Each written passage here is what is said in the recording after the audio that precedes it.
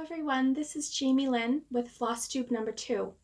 Today I'm going to talk to you about some finishes I have from Blackbird Designs. They are one of my absolute favorite designers, as I know a lot of others on Flosstube also really like them. And I have a small collection right here of finishes of some of their things, and I have one almost finished that I'm going to show you. And I'm going to give you a sneak peek at something I started today that I'm going to be working on through November. So I have 4 of these pin cushions, or I've made them into smalls, basically, is how I should describe it. These are the Reward of Merit pin cushions. They're a series of designs by Blackbird. And I believe I have all of them. I've tried collecting all of them, and sometimes I check online to be sure that I, in fact, do have all of them. So I'm slowly making my way through them, and I'm going to try and remember all the names of these too. So the first one that we have is the Rose Garden, and this was done on a 28 count linen.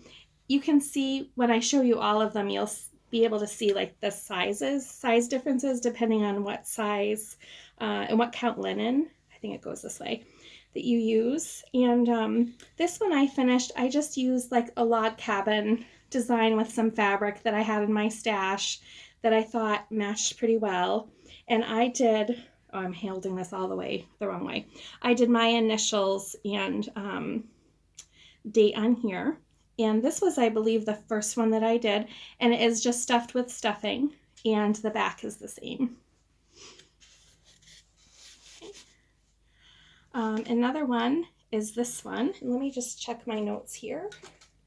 This one is Bluebird, and I had some trouble finishing this. As you can see, I'm really close to the edge. That was by mistake. I'm really happy with the way it looks. But I had tried to make this kind of like quilted kind of pattern, and I had some issues with the measurements. So anyway, this is what I ended up with, and I'm pleased with it. So I just did some random pieces of a fabric, some fabrics that I had that I thought kind of matched together, and made this just a patchwork kind of pattern, and then cut this really small and put it on the top. And I believe this was done on 30 count linen with the called for threads that were for the chart. And then the back, I didn't have enough of all the fabric, so I also made it kind of patchworky. And this is also stuffed with stuffing as well. I used stuffing on these because I wanted them to be really stiff. So let me go to this one. This one was also on a lower count linen. I believe this one is called Pins and Needles. And it does say Pins and Needles on it. So I do think this was the same one. And this, I had this really pretty trim. I have no idea where it came from, that I really thought matched the pink. And I had this fabric, and it's doesn't really go with the kind of colonial look of these pin cushions, but I just loved that it brought out this green color. I had used it in a quilt, and the quilt had like a lot of peach and black and kind of these really techno modern looking colors, but I just loved the way it popped out the blue and the pink, and I love the way the pink looks against the blue. So just a simple finish, same fabric on the back.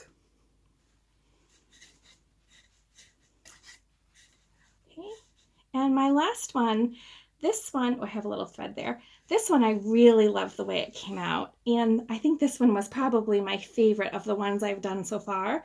This one is called Peace Rose.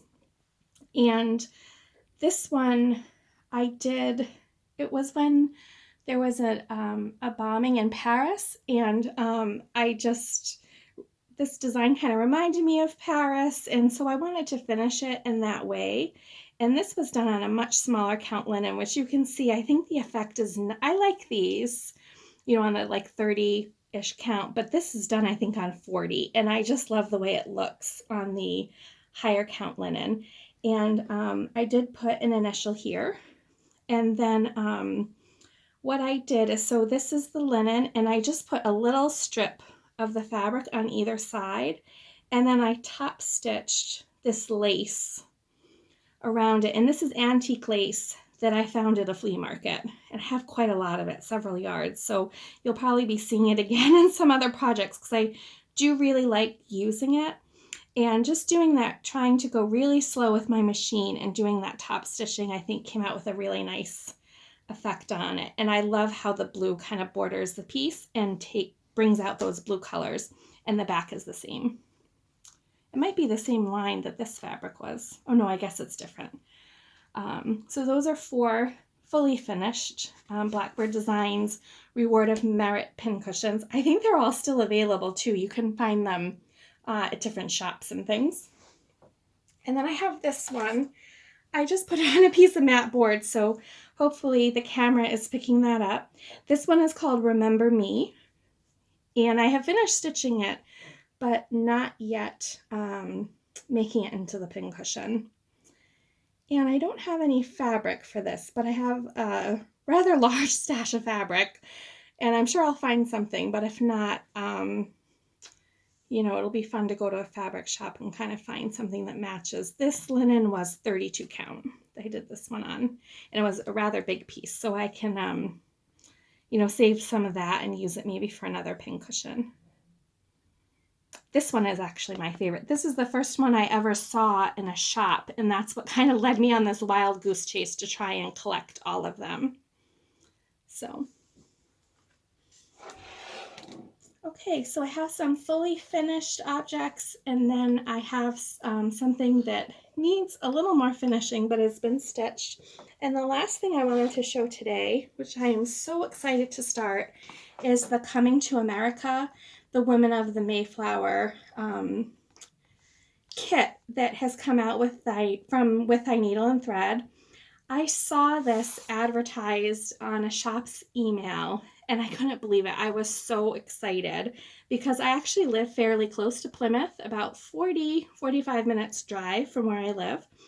And my husband and I have recently visited Plymouth, so because it was the 400th anniversary. So I was really excited to see this, and especially when I saw that it said Cape Cod, I was like, oh, I'm sold. I'm definitely gonna do this. So I hope this isn't a spoiler for anybody. I will put in the notes that I'm showing everything that comes in the box, so you can stop your video. I know it's kind of a surprise what was in here, so I don't want to ruin it for anybody. But I am going to go ahead now. So if you're waiting on this and don't want to see, stop here. But I'm going to open this and just give you a little reveal of what's inside and explain a little bit more to you. So this project is in honor of the women who crossed on the Mayflower, if I'm understanding everything correctly. And the sampler, it's really a sampler. It's to be started today, September 6th, and it is meant to be stitched in the same number of days of travel the Pilgrims had. So the expected finish date is November 9th. I would really like to do that because it sounds really cool to work on something in that way, but I do have other projects I'm working on, and I won't be mad at myself if I don't finish by then, but it would be great because that would maybe leave some time for me to have it framed for Thanksgiving this year. So let's look and see what's in the box. So it came with this beautiful box, which I'm going to keep my project in here because it's a really nice box. It was just such a nice presentation. I don't have it as nice because I've, taken everything out and futzed with it, but here are all the threads. There was a lot of DMC in this kit. Actually, there's 2 of every color of the DMC was some of the called for threads. So I went ahead and put them on those little plastic spools and numbered them. But it did come with this ring and this really cute tag for your floss keep, which I think was a really beautiful drawing. And it is a measurement corner tool because you can go 3 down and 3 across for your linen. So it's a really beautiful color palette. Just really reminds you of fall. So I was really excited to see the colors. You could choose what color linen that you wanted, and I chose 36 count. I think the model was done on 40, but I decided to do it on 36. I thought I'd be better able to keep up. I am not a fast stitcher, and I thought if it was on 40 and really small that I would not really be able to stitch it as fast as, you know, it seems the project's supposed to finish. But it is an over-dyed fabric. It's beautiful. I'm not sure what the name of it is or who it's by. Let me check. Here are the instructions for the chart. I won't show the chart up front, but it is in color and it's several pages. Let's look on the directions. This is Vintage Country Mocha by Zweigart. And it's done over 2 linen threads with 1 strand of floss. So it's a pretty big piece. It does take a lot of floss. So you have a great instruction sheet that came with it. Of course, you have your fabric and your floss. There was a booklet talking about the, this is a explanation of this piece of fabric that was a freebie that came with it. This fabric has a reproduction. Let me just read it from a page of Mayflower passenger William Bradford's journal. So that is made to, I guess you could, there's a little freebie with this chart, and I guess you could use this as your finishing fabric, which I might do. So that was really interesting to read. And it explains a little bit more about the fabric on this card. Everything was just so nicely done. Oh yeah, here's the freebie. Oops, here's all my extra DMC floss. This was the freebie chart, Celebrate Harvest. It's adorable. It's really, really cute. I will probably do this. Even if maybe if I see that I'm not going to be finishing the big piece in time, maybe I will definitely try and finish this one. So we have the chart here, and you can use this fabric as your background. I would probably try and cut mine in such a way that I would be able to use it on the front, I would think. But we'll see. Hopefully I'll be doing some more floss tubes and I can show you. The next thing, let me put this on the card that it came on because I already started using this today. There is a needle anchor. It's so adorable. I grew up seeing like little pilgrim things because I remember going to Plymouth Rock in 2nd grade for a field trip, and this just like kind of brought back memories for me. So I just love the little design. She's so cute. So there is a needle minder that came with it.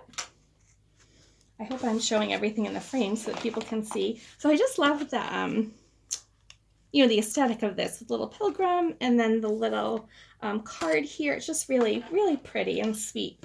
And then there is a plate that you can put inside your framed piece or stick on the back of your frame. And it says wrought by and date completed. And it says 2020 on it, so I hope I am finishing this in 2020. I'm going to keep my fingers crossed. But that will be so satisfying to have this stitched piece framed up and then be able to put my signature on it and stick it to the back of the frame. And I will probably work on it a little more tonight. But I did, just to make sure, I did start today. I don't know if this is picking up on the camera, but I did start in the corner. I don't tend to start in the middle of my pieces, especially a big piece like this. I didn't want to, maybe I'm too lazy, you know, folding it in half and that whole thing. I used to do that, but this I just decided I'm going to do little sections by sections in case there is a mistake. Since it is such a big piece, I don't have to do a lot of counting of the border. I am starting in this corner and I'll work the piece that way. So I have about maybe 30 stitches in there, and hopefully I'll be able to pace myself and get a little bit done every day so it's finished for November 9th. All right, and that is my floss tube for today. Thank you so much for watching, and I wish you very peaceful stitches. Take care. Bye-bye.